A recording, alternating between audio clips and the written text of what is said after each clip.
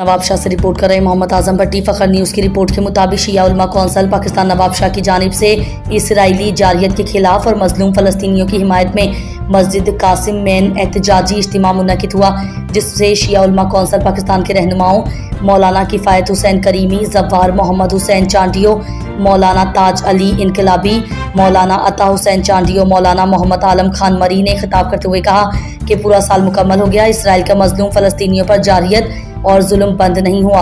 अक़वाम मुत्तहिदा समेत इंसानी हुकूक की तंजीमें बिल्कुल खामोश तमाशाई बने हुए हैं। इस्लामी ममालिक अपने मफादात की खातिर खामोशी इख्तियार की हुई है। उन्होंने कहा कि उम्मत मुस्लिमा की मुजरिमाना खामोशी पर अफसोस है। सलाम है इस्लामी जमहूरिया ईरान पर और इस्लामी तहरीकों हमास और हज़बुल्लाह पर, जिन्होंने इसराइल की जारियत और मुजालिम का मुकाबला किया है।